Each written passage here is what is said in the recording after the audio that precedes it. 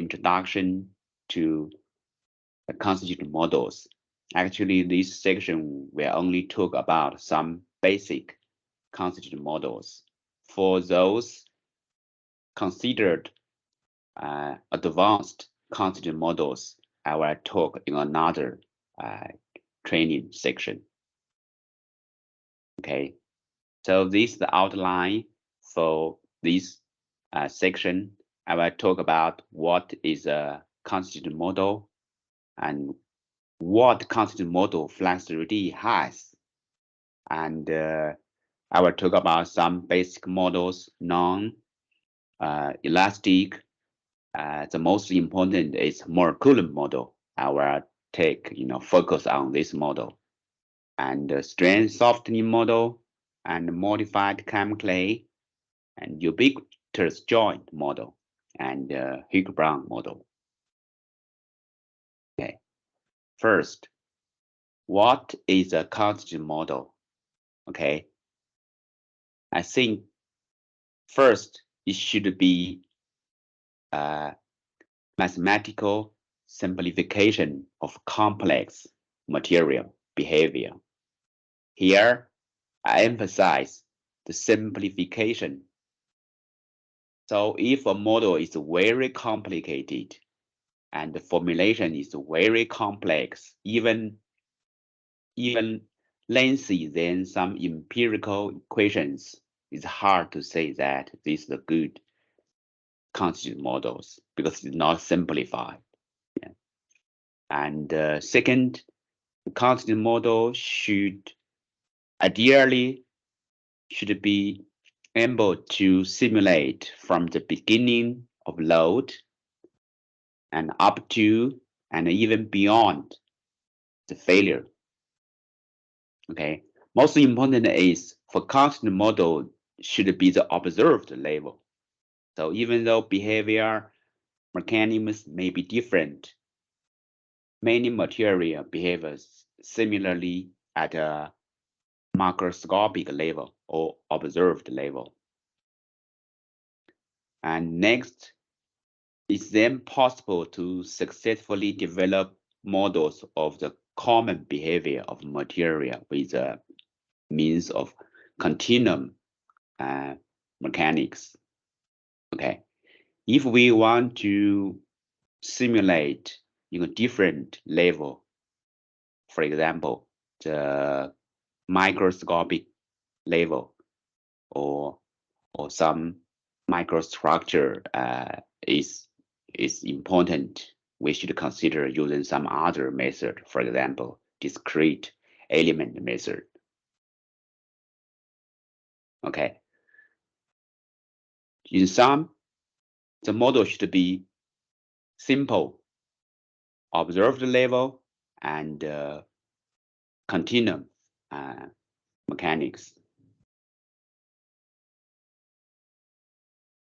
Okay, a constitutive model describes stress strain behavior in response to applied load.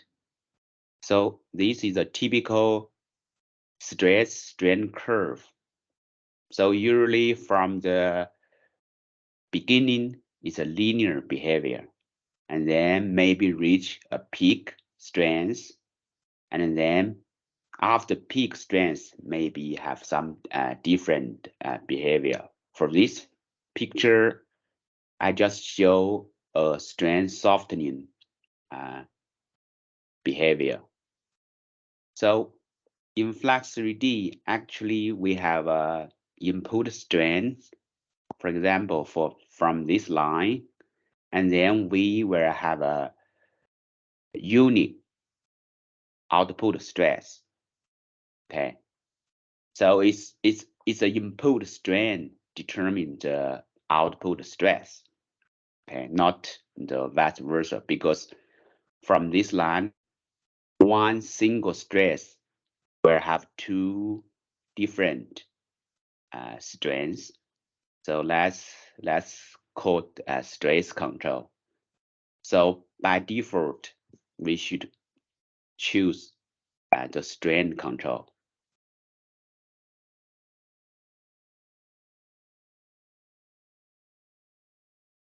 This is a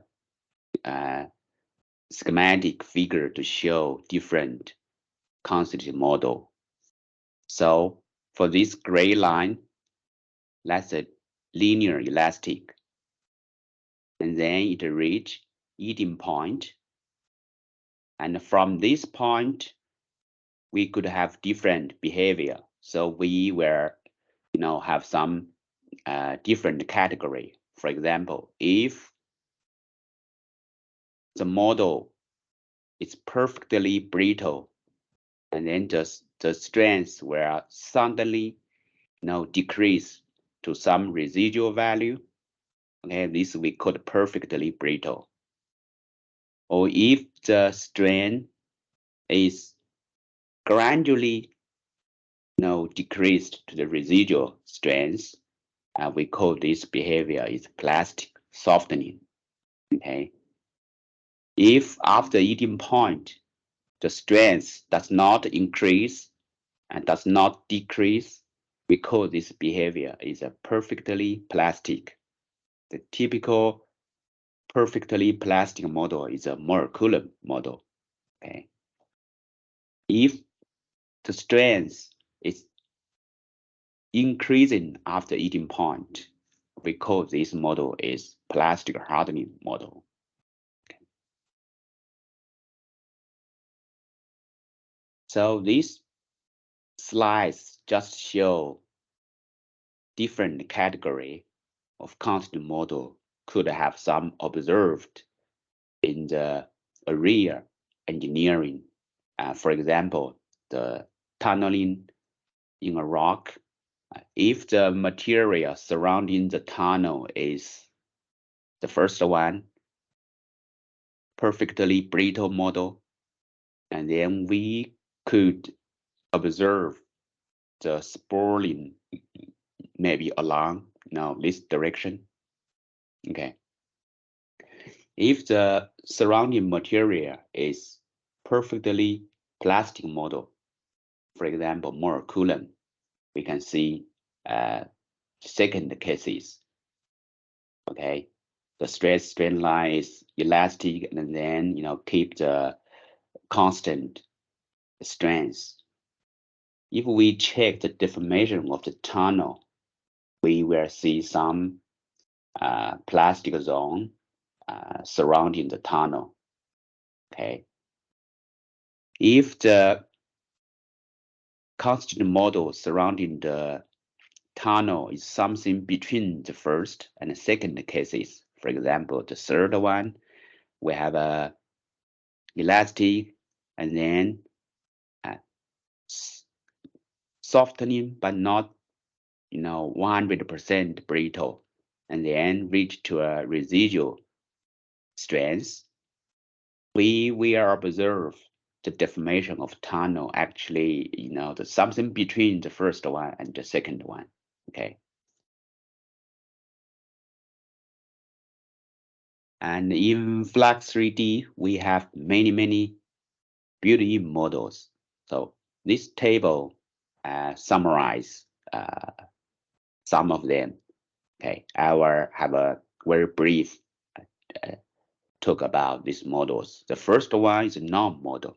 Non-model is represent no material or void material. So this model can be used for example, excavation and then backfill. So backfill just change the non-model to a real model. Okay, we have isotropic elastic model. This is the most important simple model. Okay, only have two parameters. Okay.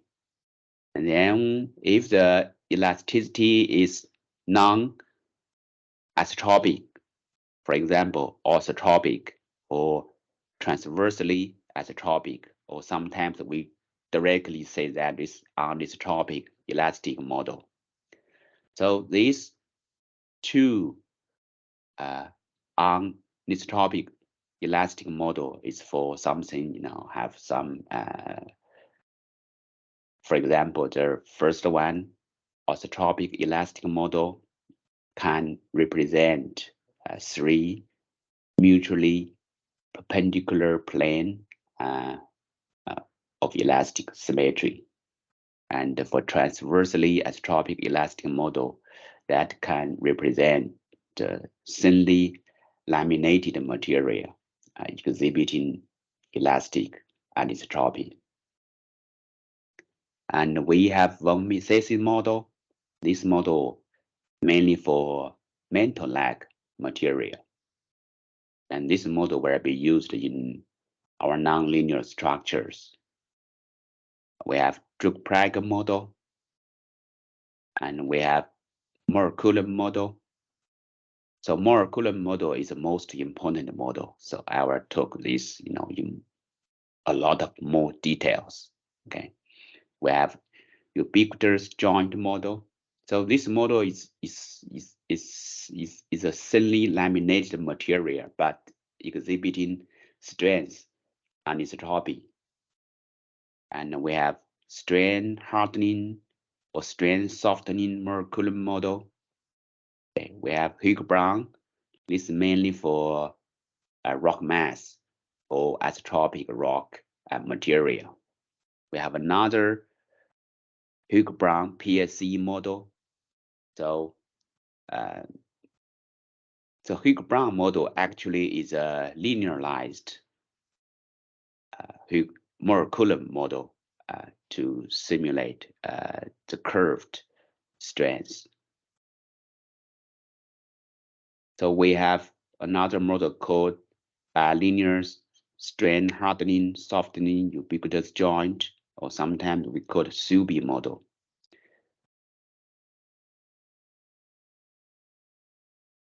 We have ubiquitous anisotropic model.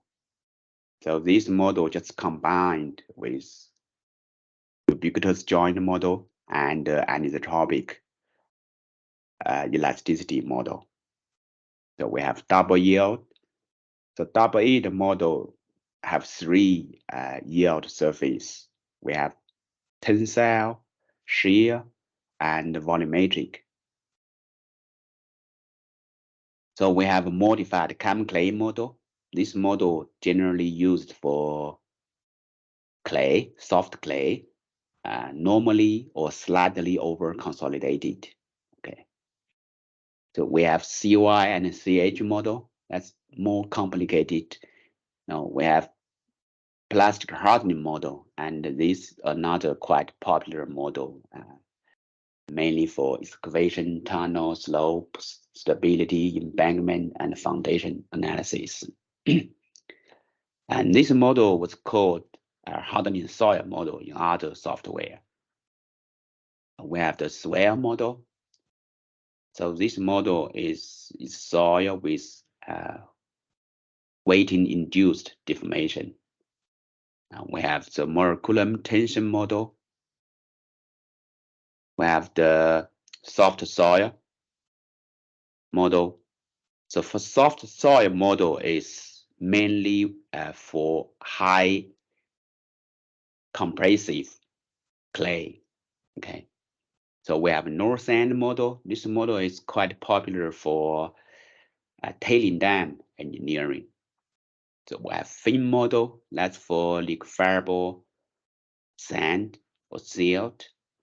So we have the P2P sand model. That's also for liquefiable sand, silt. This model was modified from the Falas-Manzari 2004 model. From FLAC3D version 9, we have the new model called concrete model. So this model actually is based on the plastic damage theory. Okay. We have another model called kilometer-Bizard or combo model. So this model is deal with multi-jointed rock mass, and the joint can be up to 4 sets. Okay. So we have another spatial model called MS model. So this model is our routine used model by our mining engineers. And this model needs special license. Okay, those are mechanical models without time dependence. So we have some creep constitutive model, which is time dependent. We have 1, 2, 3, I think 11 creep constitutive models. But I will not talk about these models today. Okay. So for thermal options, we have 1, 2, 3, 4, 5 different thermal constitutive models. So except in addition to those built-in models, we also provide a web page called user-defined material, or just say UDM models. So if we click these links, we will go to the Tasgas UDM models. So for these UDM models, we have some, for example, popular UBC sand model, or PM4 sand model. So you can go to each model you like to use, just click the web page. So we will provide either for files for you to download, and or some documentations you can download, or directly provide external link, so though you can go to the developers web page. For example, for the PM4 sand, if we click that links, we'll go to the Use Davis web page.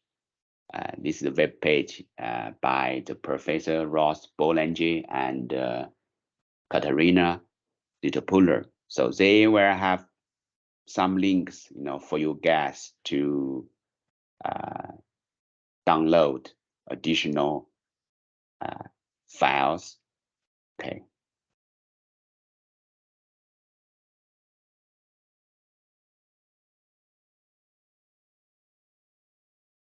Okay. Let's check, our documentation, for example, to see how the constant models documentation looks like. We start FLAC3D version 9. Okay. We go to the main menu, help, and then click help and documentation. So we will have the documentation on the right of FLAC3D. Okay, we can right click and then open in browser, our own browser. Okay, and then we have the documentation. So if we go to the Tasca software guide, and then we have an item called constitutive models. Okay, and then we have some the categories of different model group. For example, the non-model group, that's only one model called non-model. And then this is the documentation. Okay, so if we go to the elastic group, so we have 3. Okay, for example, the isotropic elastic model. So we have the model description, including the formulations and the model property list. So just read this documentation before you use any constitutive models. So you should know what formulation for this model and what the model properties for this model. So we have a lot of constitutive model in the plastic model group. Okay. And for example, if we go to one of them, the North End model, so we have the model description, formulations, and some figures. And for the model properties, usually at the end of the model description. Okay. So let's go back to the PowerPoint.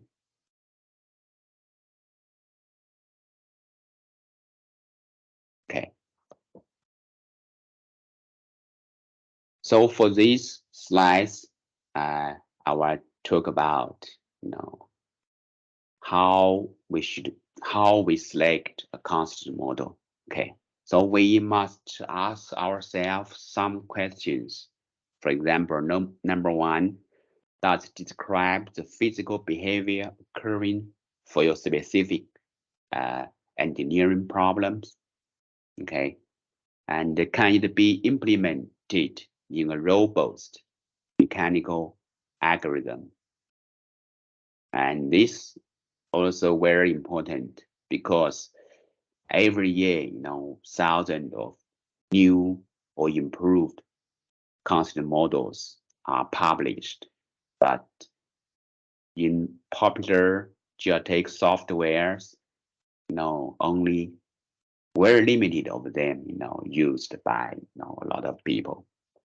So because some of their those constant models only validated in, for example, sometimes a point level or element level only, okay, or only for boundary value problem with small size. And if we use that model to a real complicated boundary value problems with thousands of millions of zones, maybe this model is very, very slow.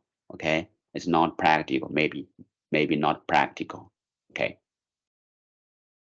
And number three, does it provide sufficiently accurate prediction for the given applications? Okay. For example, if we project the main geomaterial are rocks, which do not using a constant model that suitable for soft clay. Yeah. And the most important is, a problem analysis should always start from the simplest constant model first. So I know that, some users try to use a very complicated model from the very beginning, and that not recommended. Okay. We recommend always start from the simplest constant model. Now, typical one is isotropic elastic model. The second is Moore-Coulomb model. Okay. So in most cases, an elastic model should be used first.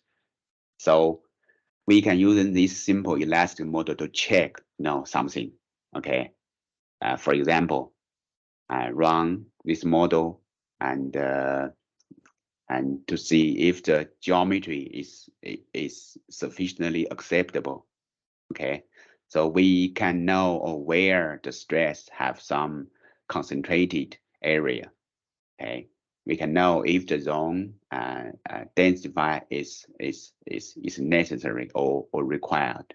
Okay.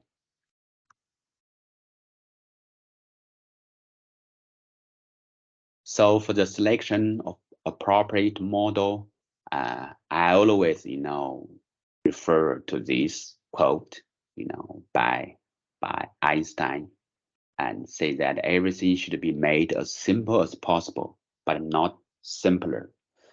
So what that means, for example, if we want to know a slope stability calculation, so we need to know the fact of safety. Okay, we should use and the simplest model, can do this should be the Moore-Coulomb model. Yeah, because Moore-Coulomb model have the strength parameters, including friction angle and cohesion. Okay, but we can this slope stability can be simulated or analyzed by elastic model? The answer is no, because for elastic model, always the slope where have no failure at all. Yeah.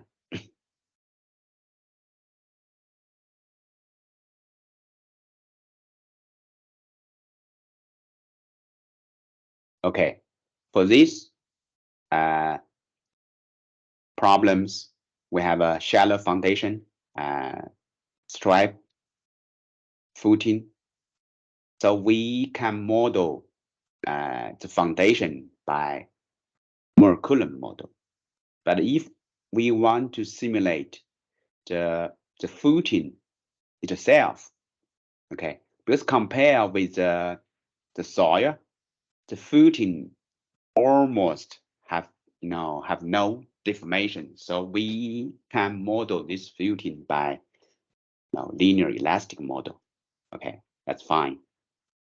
But for the foundation, because we want to know the capacity of the footing, so we cannot use an elastic model to model this foundation. Okay.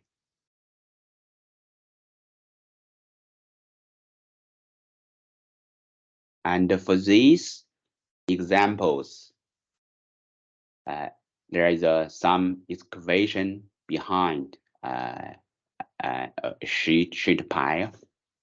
So this is the excavation area. Because this green line is a sheet pile.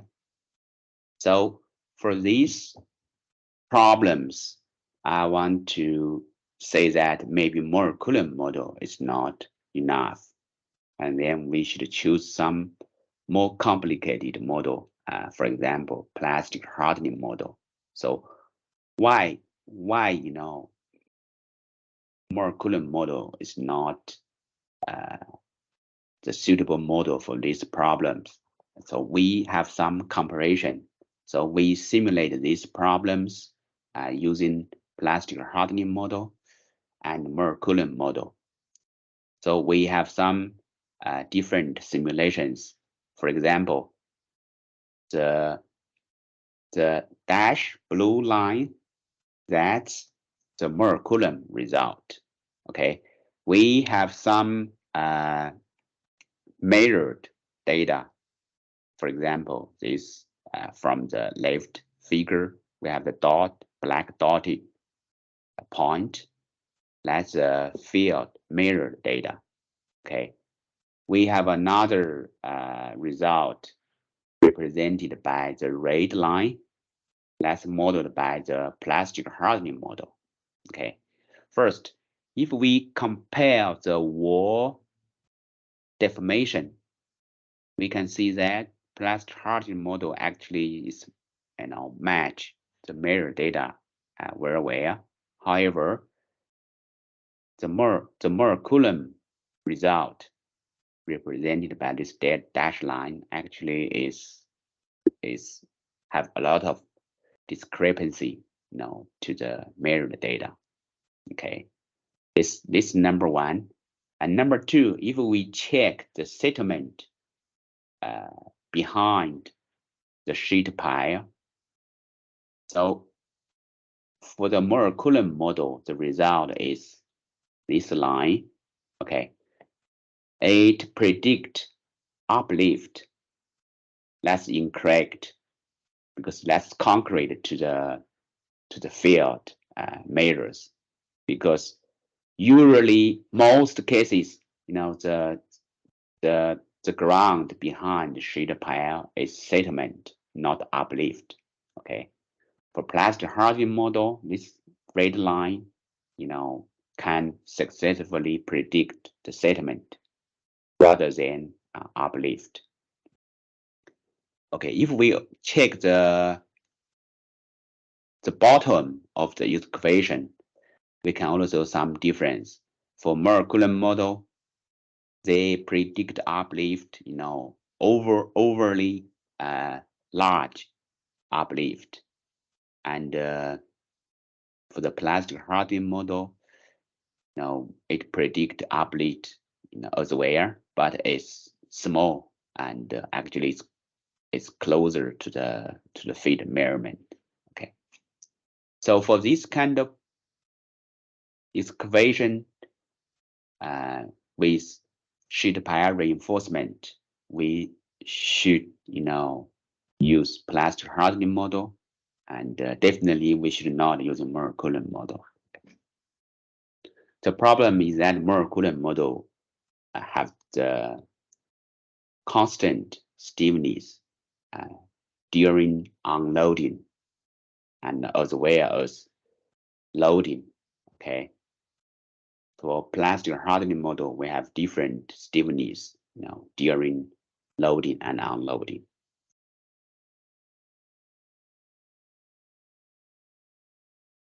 Okay, if we have some tailing dam related project, for example, we have this tailing dam stability analysis, maybe even Moore-Coulomb model or plastic hardening model is not sufficient. We should use some model can, for example, state parameter incorporated, okay, model, for example, north end model. Because for tailings, we need to know the state is in in the contractive side or in the dilative side. Okay, so if a model cannot distinguish these two sides, it's not a good constant model to simulate tailing materials.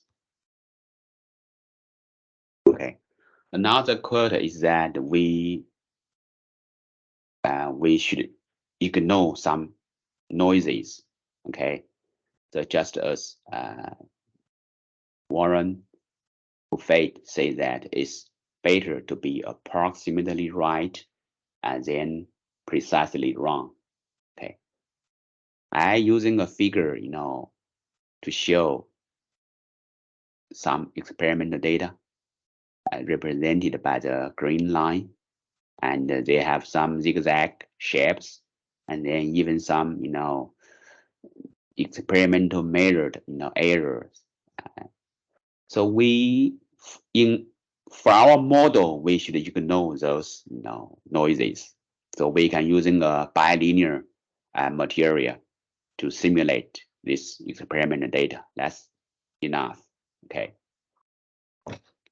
Actually, trying to match the zigzags of the experimental data curves is completely unnecessary and is actually precisely wrong.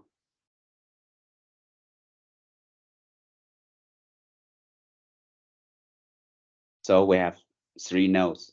We should capture main features.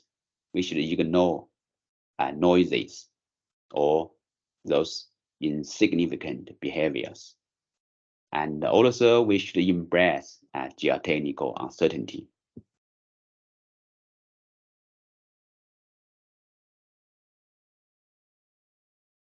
So these slides talk about the implementation of constitutive models and properties.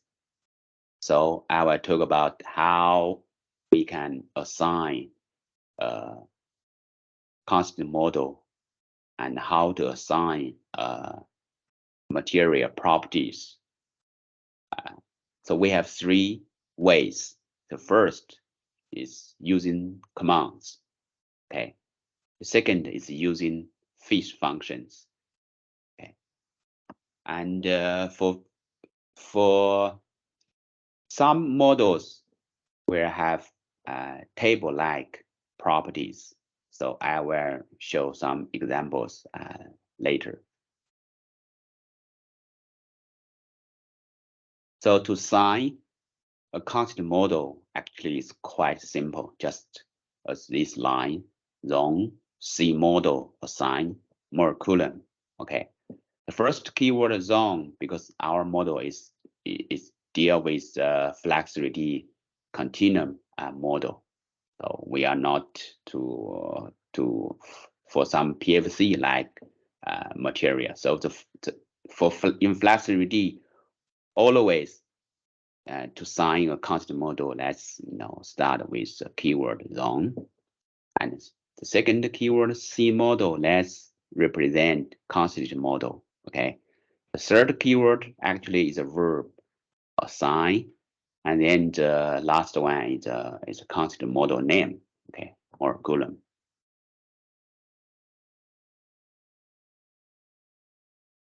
So how to assign properties? So the command is zone property, and then followed by a property name and followed by the property value. Okay, so for the first line we assign bulk modulars and shear modulars. Okay, and the second line zone property cohesion, we just assign the cohesion, friction, and tension. Okay. So some users may be asked, you input a bulk modulus, for example, is 1.19 and to the magnitude of 10. So what's the union for that? Okay. The next slide, I will talk about the unit system in FLAC3D. So FLAC3D accepts any consistent set of engineering unions. Okay. This table actually is taken from our documentation.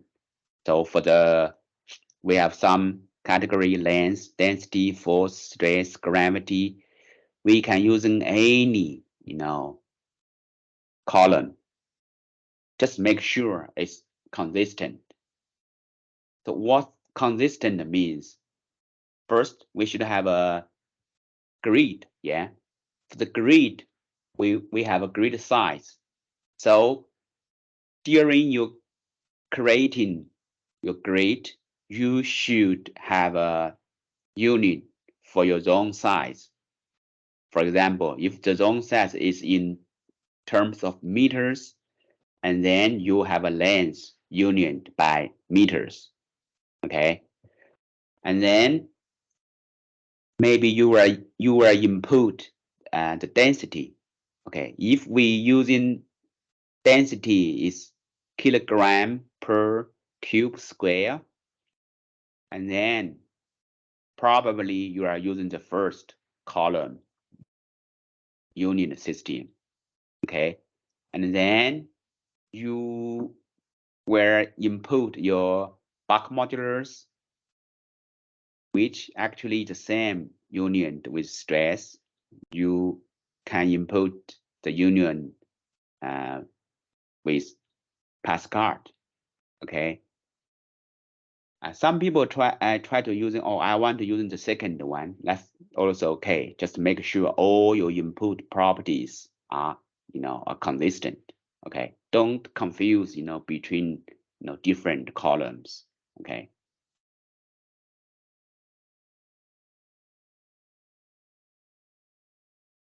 So we have some sign conventions. First, for the stress, we assume that positive value is in extension, the negative value is in compression.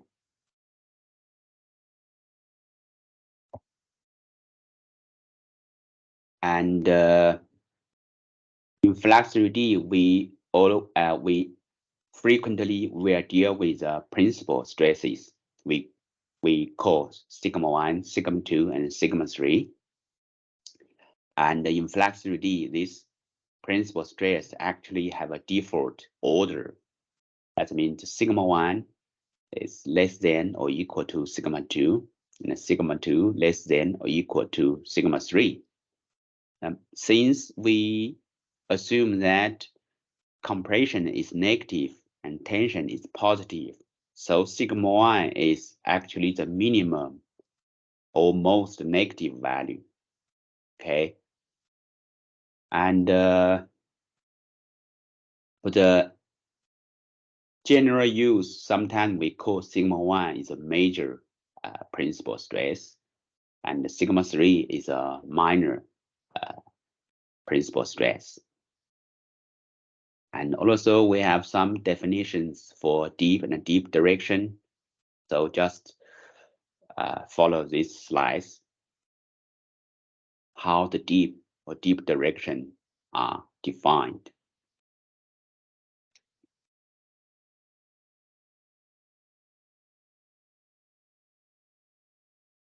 Okay, for the documentation, we have two types of documentation. We have inline and online documentation. So inline documentation, I just show that you can have the inline documentation. For example, go to the help and help documentation, and then you have the inline documentation.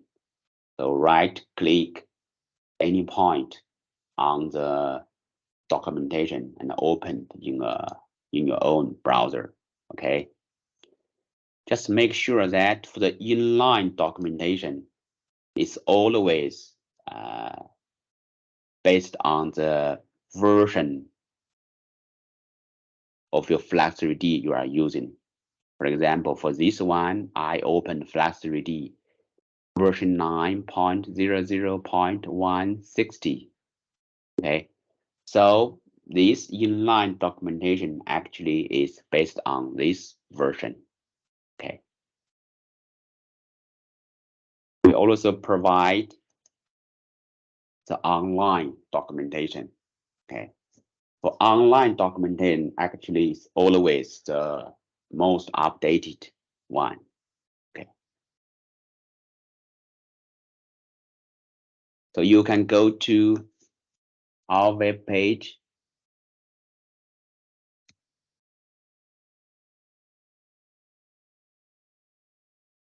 Go to software, and then we will have a documentation web page.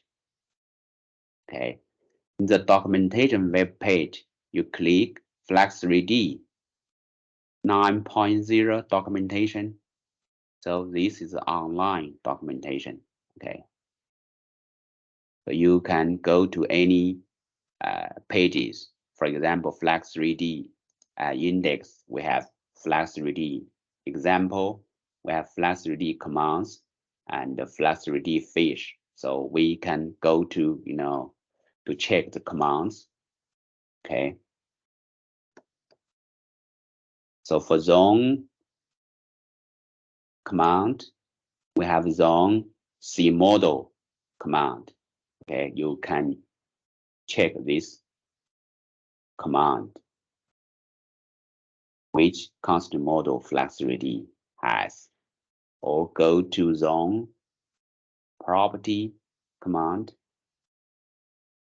Okay, so this zone property command, you need to, go to specific constant model to check the property description.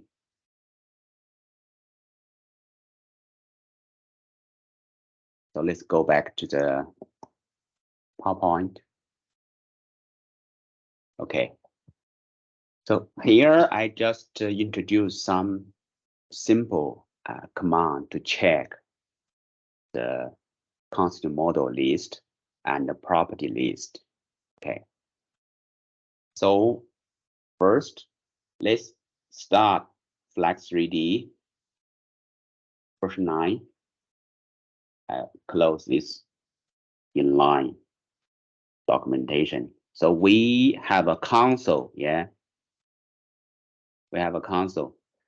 Let's type zone C model list.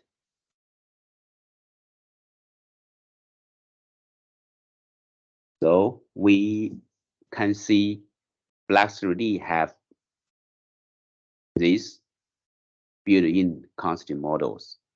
Okay, the first column is a keyword. So this keyword will be used in zone C model assign command. And the second column is a is some detailed names. Okay, and last column is a constant model versions. So for this one, it's 160. Okay.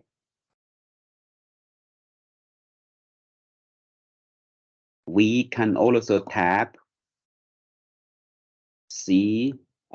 We can also tap zone,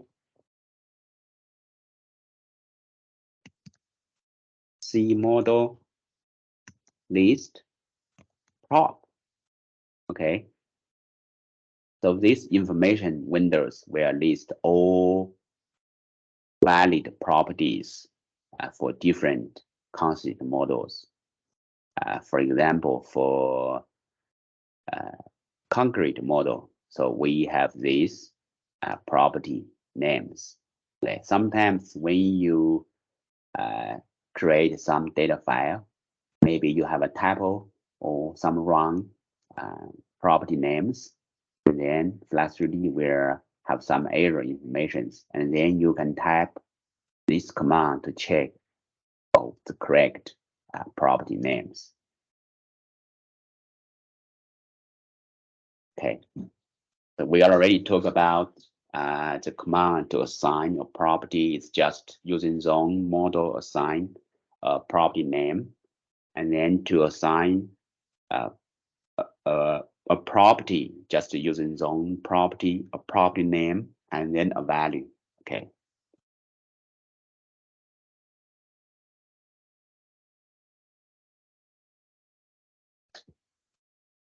Okay. Sometimes sometimes we need to change to another model. So here we have some notes on these topics.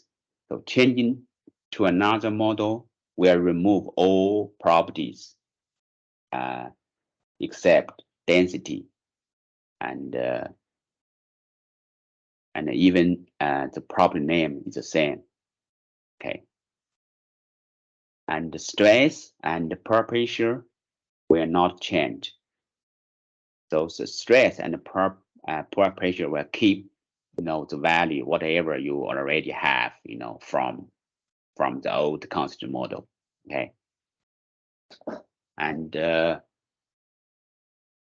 usually we need to run a simple model, for example, elastic or Moore Coulomb model, as initial input stress for other complex stress-dependent model. One example is if we want to model a tailing dam by North Sand model. Okay, before we assign North Sand model, we need to know the initial stress, because North Sand model is a stress-dependent model. Their stiffness is a function of the current stress. Okay, so we cannot start from zero stress. Okay, we must have some stress close to the field instituted status as possible as we could. So we usually run using a Moore Coulomb model, and then have the stress field, and then we're using that stress to calculate the stiffness in North Sand model. Okay.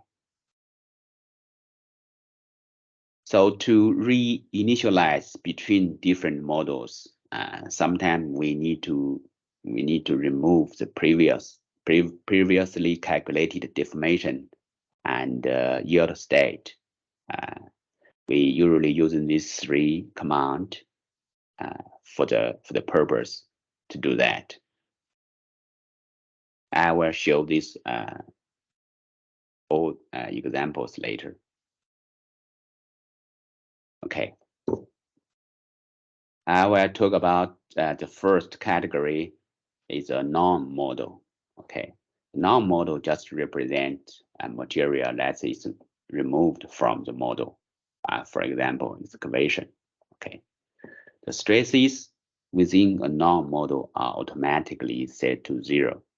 Okay, and for most purpose, non-models are ignored by default. Okay, and we can assume that non-model just nothing.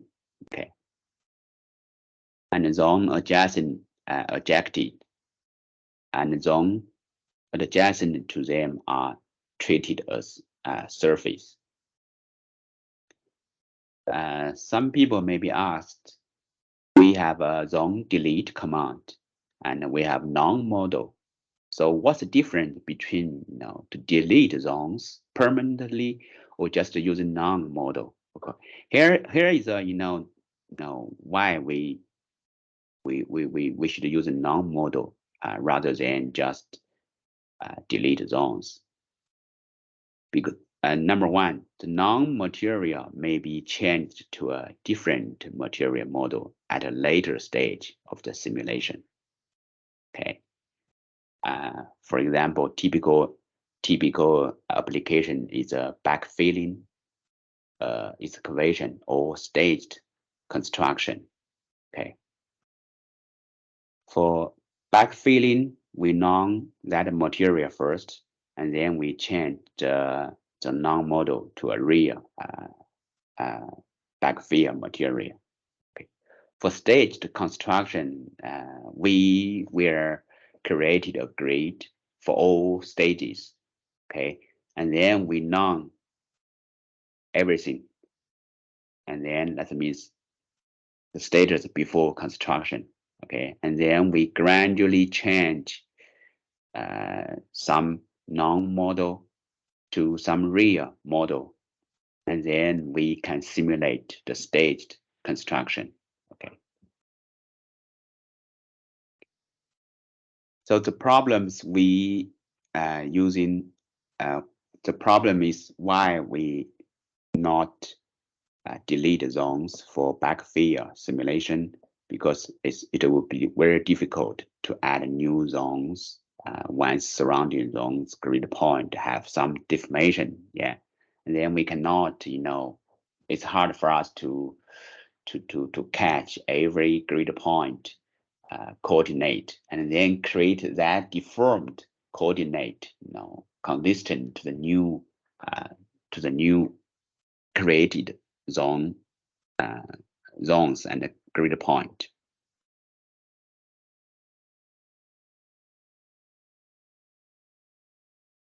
Okay, for elastic model category, I just talk about we have three. We have isotropic, we have anisotropic, and orthotropic. So for isotropic elastic model, we have only two input properties. Okay, I will talk this later. For anisotropic, we need 5 input properties. For orthotropic, we need 9. Okay.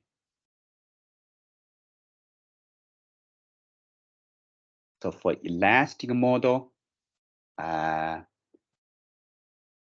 say that we need only 2 parameters. So in FLAC3D, we have 2 options. We can input bulk modulus and shear modulus, and we can input Young's modulus and Poisson ratio. So the pair bulk modulus and shear modulus, sometimes we say Kg, okay, and then we for Young's modulus and Poisson ratio, we call it E mu. So in most cases, both are acceptable, okay, but we prefer, to input bulk modulus and shear modulus, okay.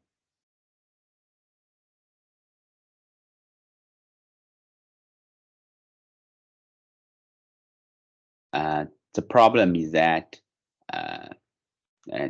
why we prefer using the pair of bulk modulus and shear modulus, because for some material, for example, water, we can have a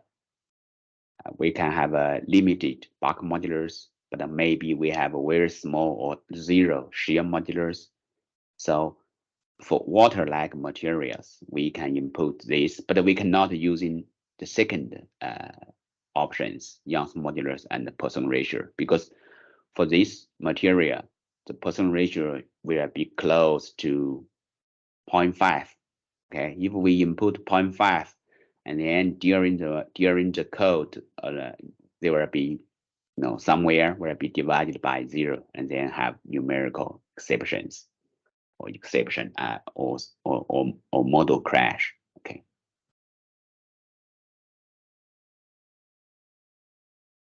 So next, I will talk about the Moore-Coulomb model. So for this model is the most useful constant model in geotechnical and also mining engineering. Okay, this model is simple, and this model have routine calibration. Okay, and the calibration actually is easy.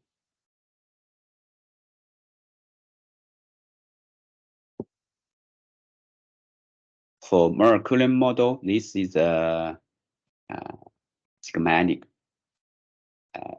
figures to show the Moore-Coulomb model.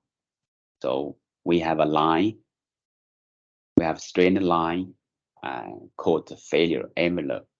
Okay, if the Moore-Coulomb circle, the stress Moore-Coulomb circle is tangent to this failure line, so we say that the Moore-Coulomb model is in failure. Okay. So for Moore-Coulomb model, the equation is quite simple. Tau F equals to C plus sigma n tangent phi.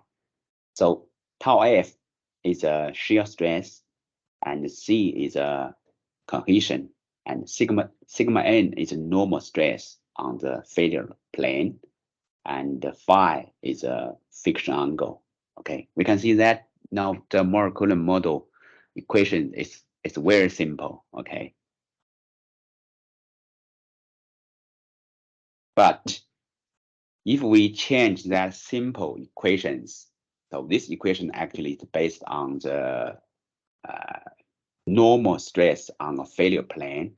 But if we change this formulation into in terms of principal stress, so we have these equations. The first equations, that's the equivalent to to these equations, but in terms of principal stresses.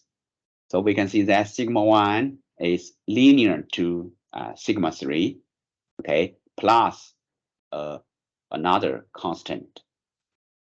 So we can simplify the first equation to the second equations. Okay, sigma 1 is minus n phi. N phi is a function in terms of friction angle. Okay, and then plus 2c and square root n phi. So c is cohesion. So generally, Moore-Coulomb model is a linear function between sigma 1 and sigma 3. Okay.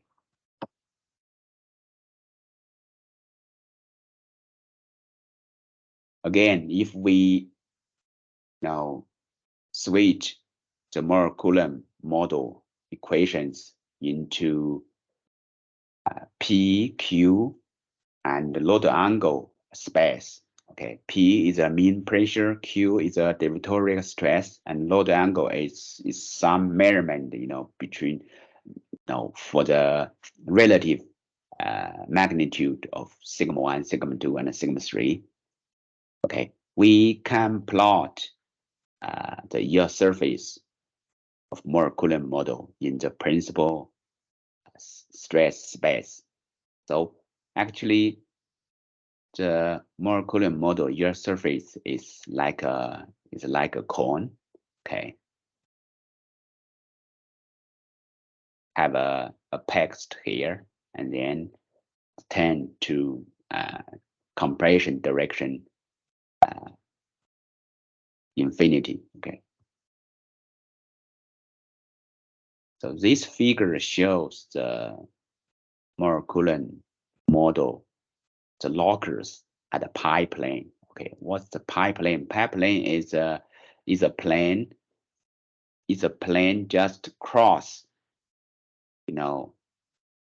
this cross the year surface with a constant P. So sometimes we call pipeline the isopressure plane. Okay.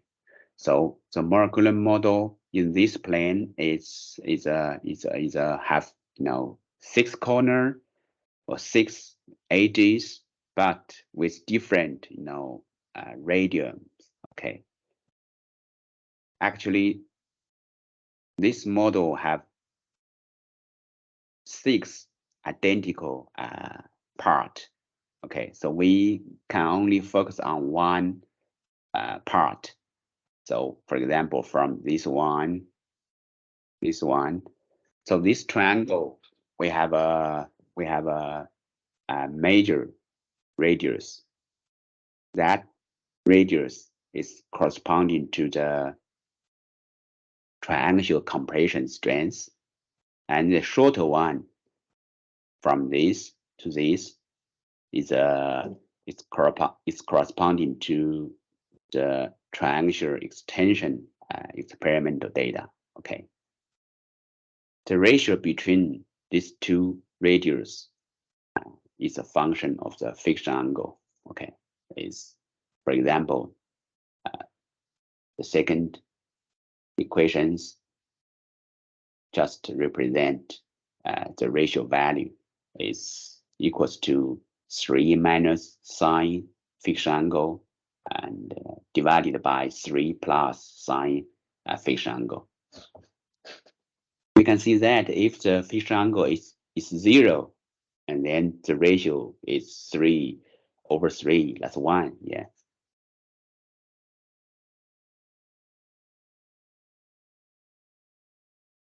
Okay, these slides just compare the lockers of molecular model and Druck-Prague model. So for Druck-Prague model, that's actually is a dashed circle. Okay, so we can see that quite difference between the molecular model and the Druck-Prague model in the lockers on the lockers at pi plane. So we do not recommend using Druck-Prague model for everyday for geotechnical engineering. The problem is that it's not conservative. Okay, if we check the straight point here, it's outside molecular year surface, but inside the Druck-Prague models. So for that point, molecular model were considered dangerous, but for Druck-Prague model, it were considered okay. So generally, Druck-Prague model is not conservative and also not accurate. So for almost all cases, we should prefer molecular model, not Druck-Prague model. I think nowadays Druck-Prague model only have some theoretical meaning. Yeah, okay, not have engineering meaning. Okay.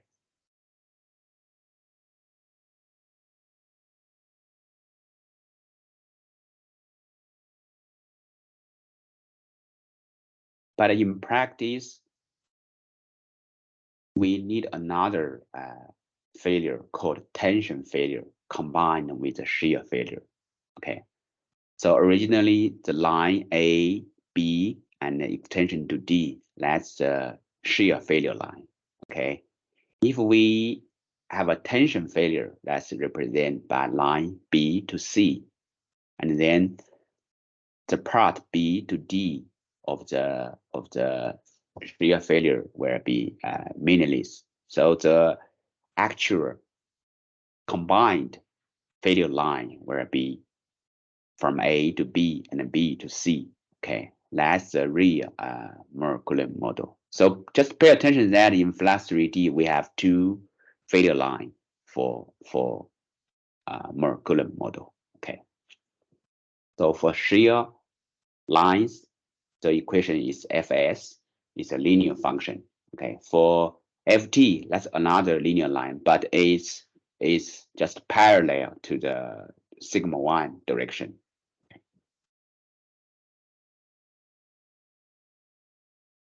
So in FLAC3D, by default, we assume that tension failure is 0. Okay, but sometimes for rock, we need to assume that non-zero tension failure. So in this case, we need to input a very large tension strength so that the real tension in FLAC3D will be the minimum value between the input 1 and C over tangent friction angle. So generally, if you wish C over tangent friction of the tension strength, just input a very large tension value, for example, 10 to 20. Okay.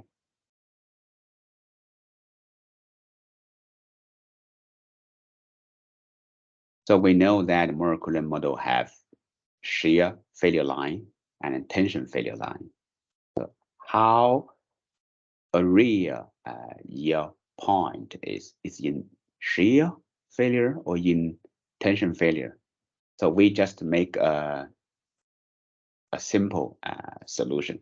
We just using a diagonal line, to divide the domain between domain 1 and domain 2.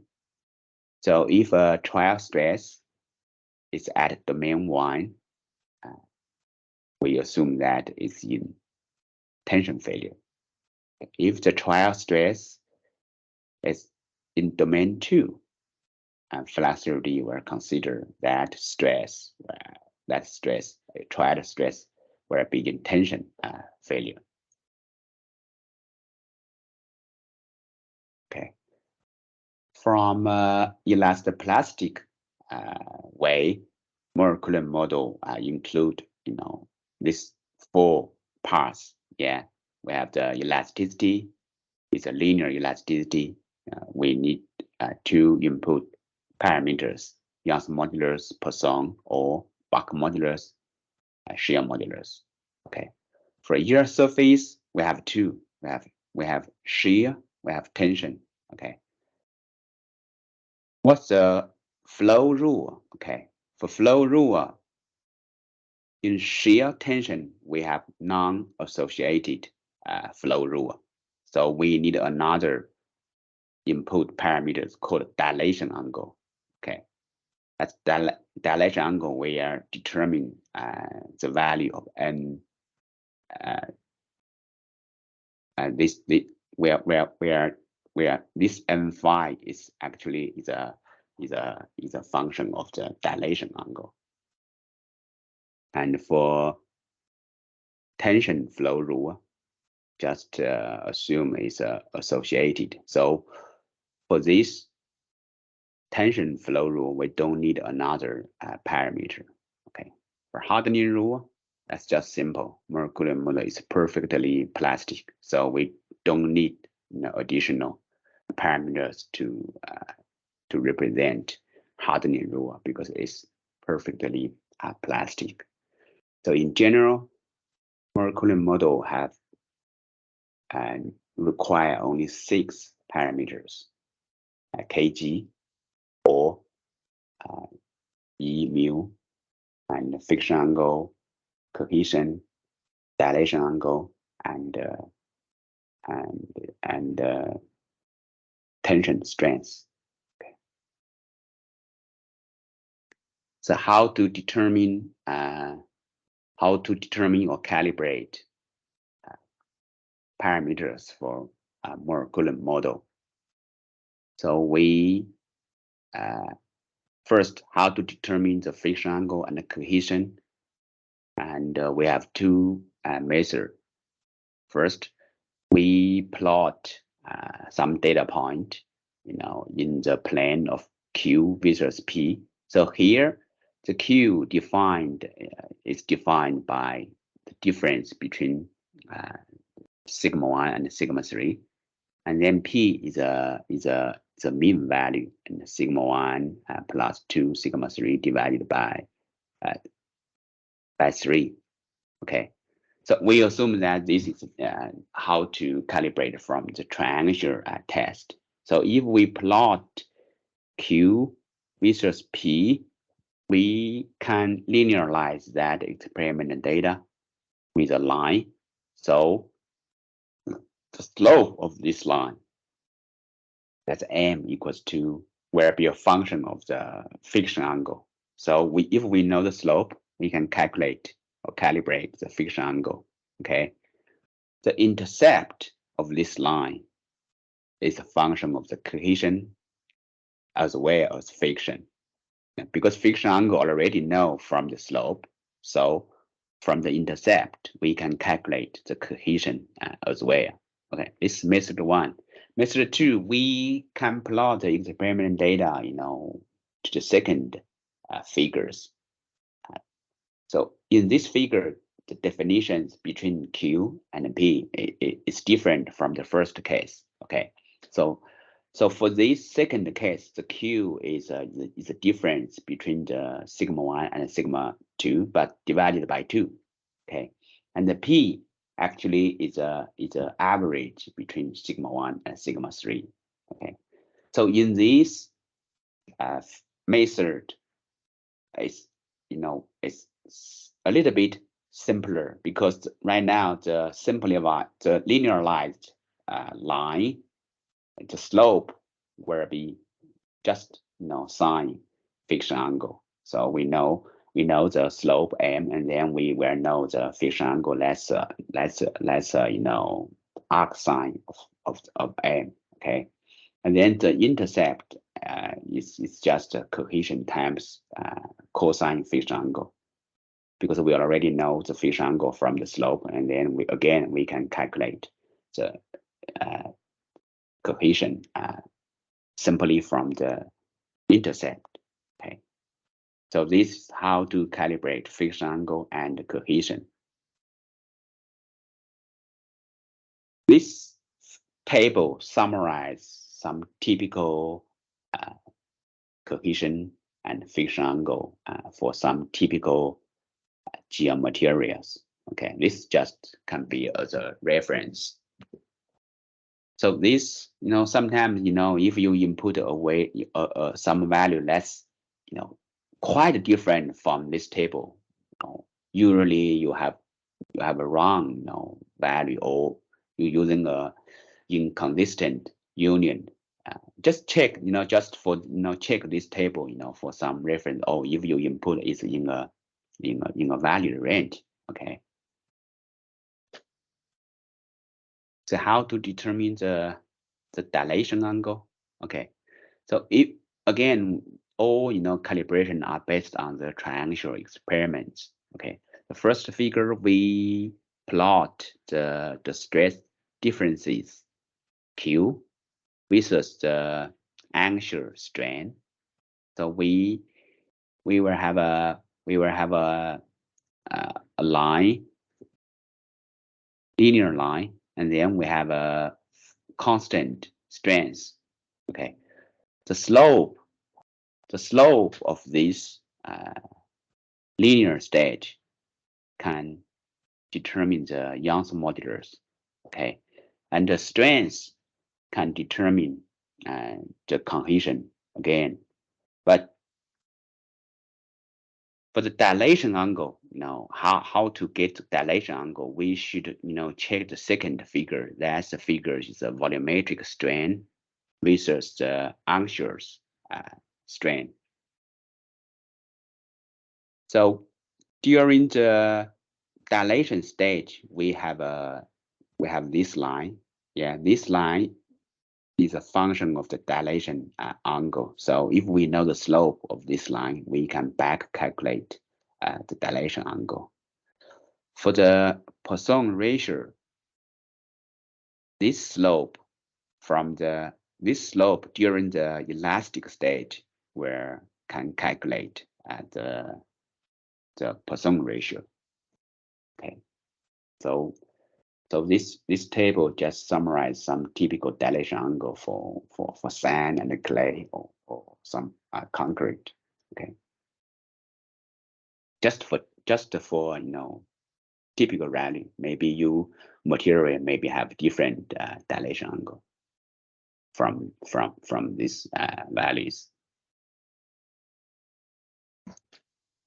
So here is examples. We using more Coulomb model to simulate these classical Prandtl solutions. So we have a strap line, we have a strap foundation here, and then we push this foundation. We will have how the capacity of the foundation will have. So in FLAC3D, we don't need we can only simulate half domain for these problems. Okay.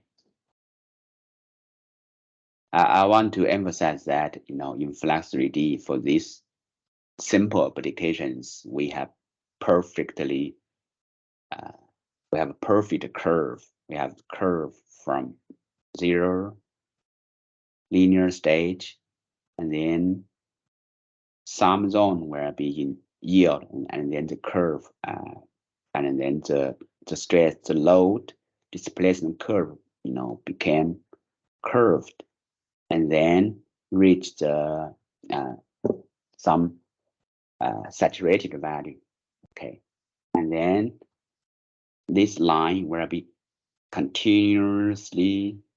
We can run FLAC3D to a very long displacement. Okay, so this may be one of our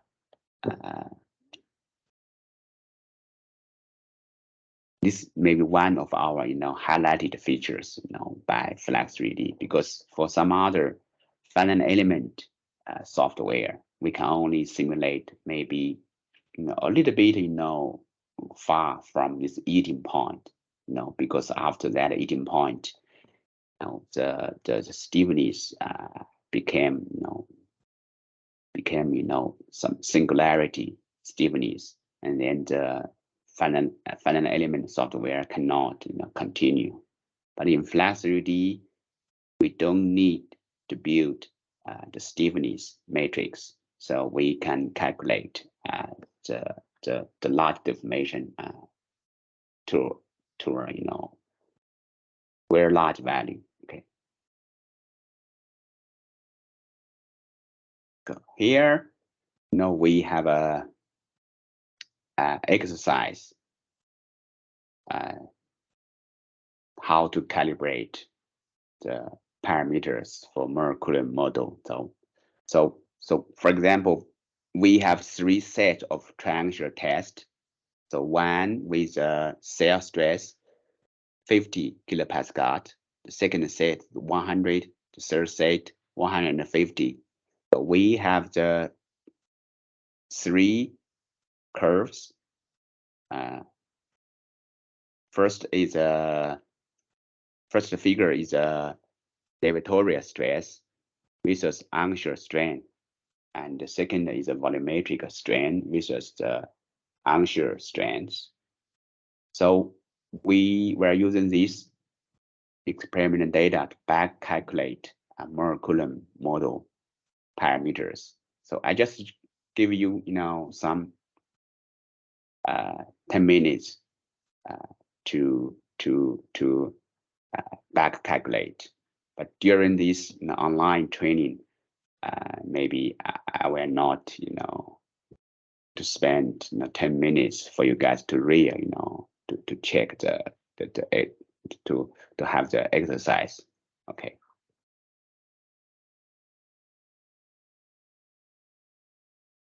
I will take a break, have a coffee. Okay, I will come back.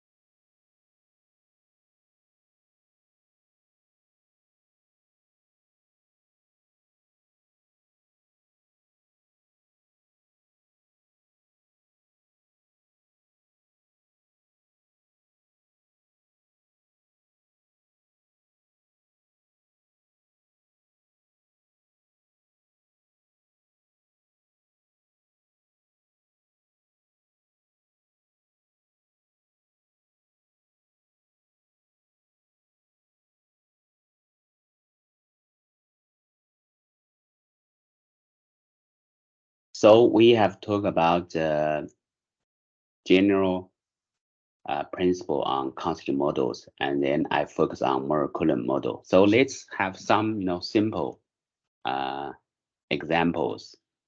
You should have already downloaded the data files from the link below.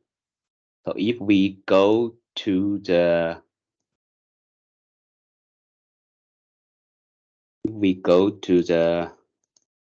let's see.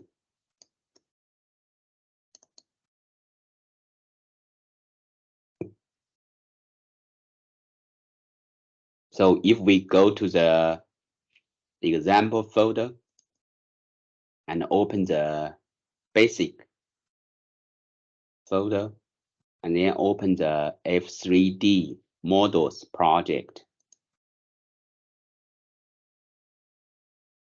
Okay, let's open the first data file called x1.dat.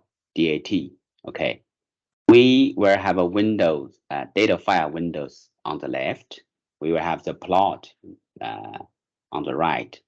So if we run data file, okay, just very simple. We have a model new and then have large strand of, and we say gravity 10, and then we have some grid point. Okay, and then we apply the boundary conditions, and then these two lines is just simple to assign a constitutive model and assign the property. Okay, just very simple. And then we can solve. Okay, and then we have a result. Okay, the second data file, just to show that the properties can be assigned through a fish function. Okay, so this fish function just called assign property. We loop each zone, and then for each zone we input bulk modulus and shear modulus. So the result should be the same. So let's run. Yeah, it is. Okay. Then if we open the next data file, ex2.dat, okay, for these examples, just say, or if we change constant model, for example, from elastic to more Coulomb model, just remember that we need to assign the bulk modulus and the shear modulus. Even the bulk modulus and the shear modulus already in previous elastic model. Okay, we run this, and then it's fine. Okay, but if we try this case, okay, zone property, friction, and cohesion, because and for this command we ignore the bulk modulus and shear modulus. If we run this, then you will have an error. The problem is that even elastic model already have input bulk modulus and shear modulus, but if we change it to another constant models, it will remove all properties from the first constant model. Even the names are the same. Okay. So for these examples, I just show how to input a table-like properties. So for this command, we assign bulk modulus, shear modulus, friction, and table cohesion, and with a table name 1. So this means that the cohesion will be input from a table, and the table name is 1. Okay, let's run it. So it's fine. So we can check how the table looks like. Okay, we can open the table. Okay, and then show the table 1. So we will have the cohesion values, versus the accumulated plastic strain. Looks like this way. Okay. So the next data file is try to using the non-model. Okay. So first we restore the elastic state, and then we reinitialize using these 3 command. I always recommend using this 3 line, for reset. The first is to reset displacement to 0, 0, 0. Okay, that's a vector. 0, 0, 0 is a vector, and then velocity to 0, and then initialize the state to 0. That will remove all yield states, during the previous constant model state. Okay, and then this command just assign some zones to non-model.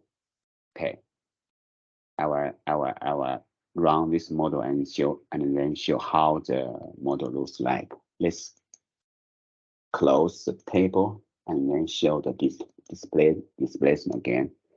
So if we run this model first, it will restore the elastic save file, and then reset displacement, velocity, and state to 0, and then we'll remove some zones.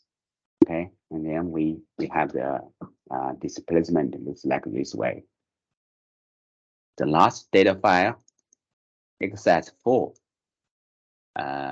it's try to backfill, these non-models. Okay, just very simple. We have the we restore the non-save file, reinitialize displacement, velocity, and state, and then we assign some a real constant model to the same range.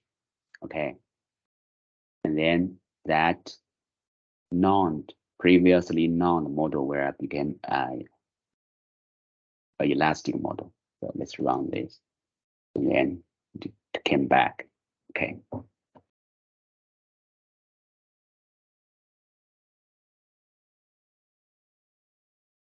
And the second demonstration example is a Prydle wedge. We go to this folder, open the project file. Okay. We have the data file, and then let's run this model to see how. So I directly show the table of load versus displacement, in the same plot with the displacement contour.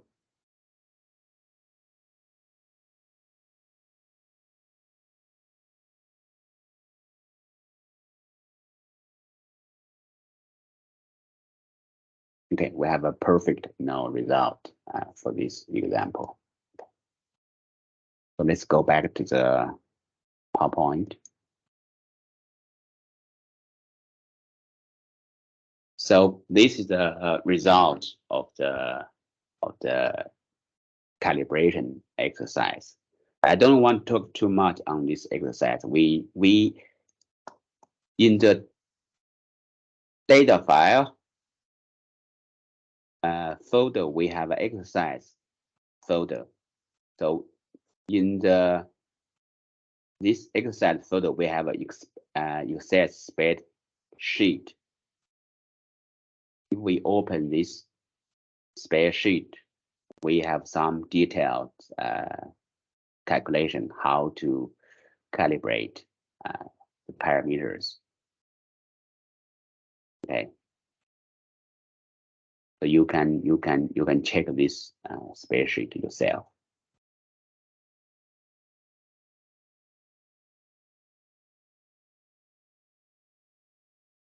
Okay, next I will talk about very quickly about some other simple models. We have modified chem clay.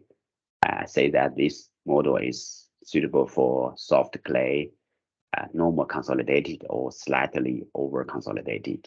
This model is pressure dependent, and this model have distinct unloading, reloading from virgin loading.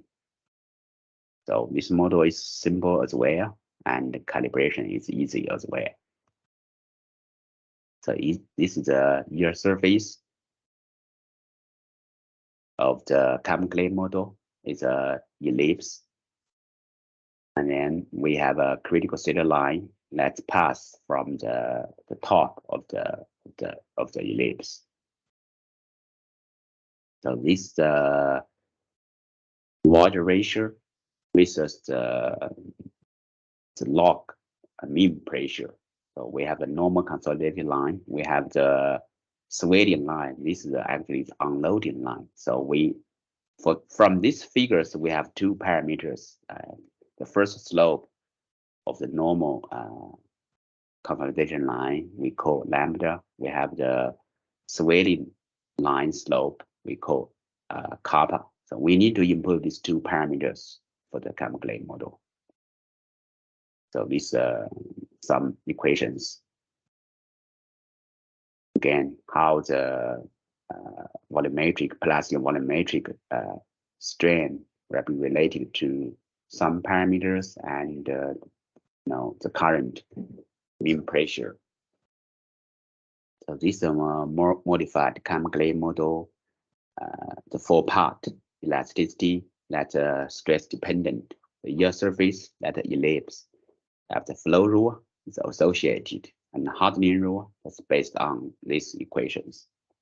So for modified chem clay, we need to input 7 parameters. So this is some typical value for the modified chem clay model.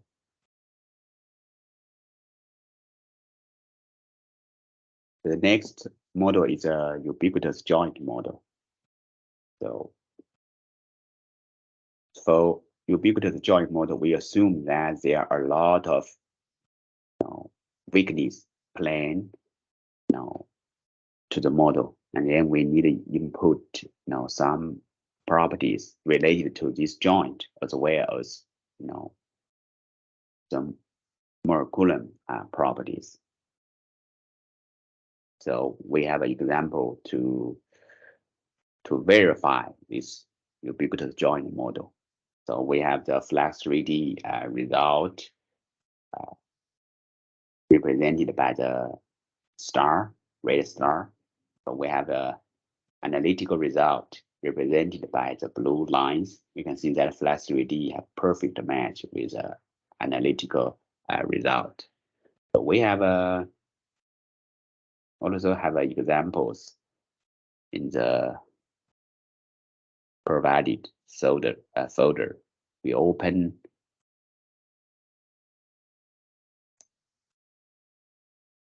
the project from this uniaxial strain jointed folder, open the project file.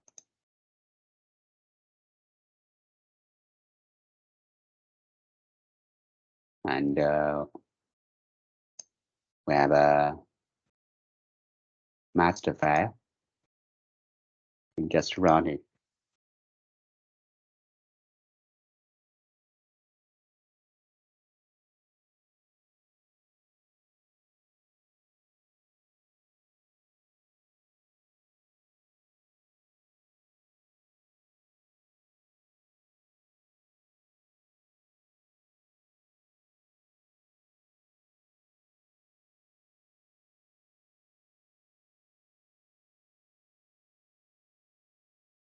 Okay, and then we can reproduce the result, just show in the PowerPoint.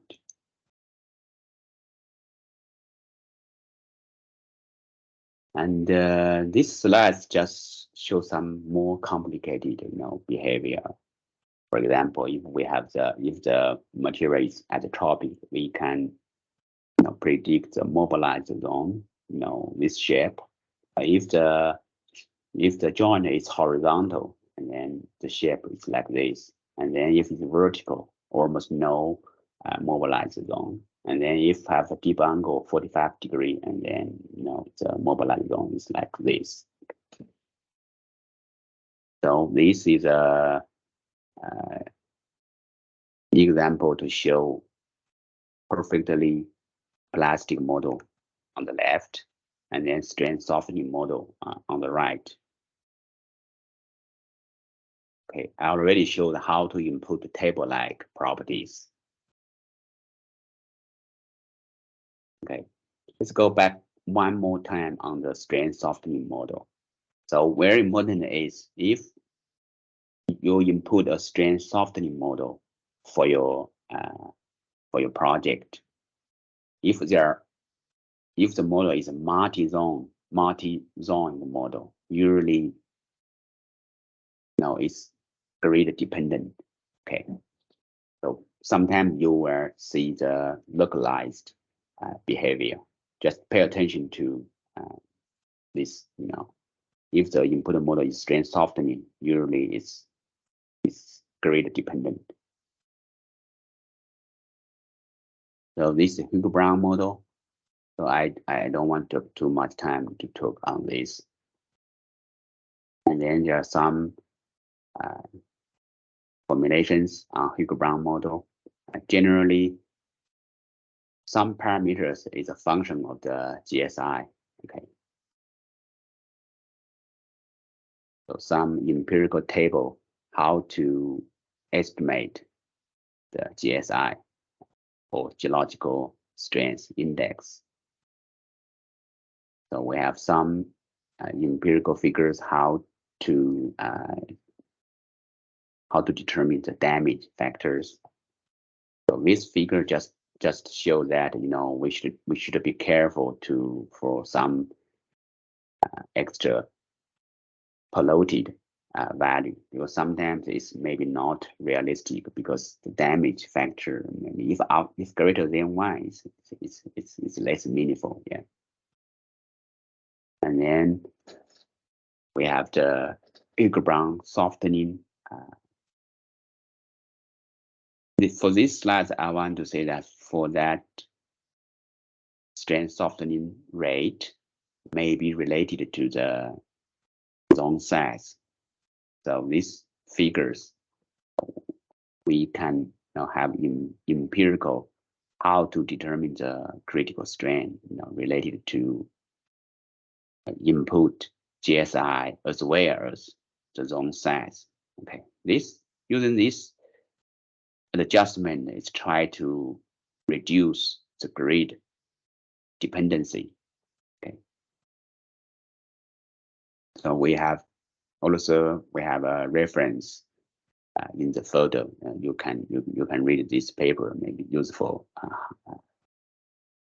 for rock mass parameter calibration. Okay, this slide just emphasize that in all constitutive models, by default, the stress is effective stress. Okay.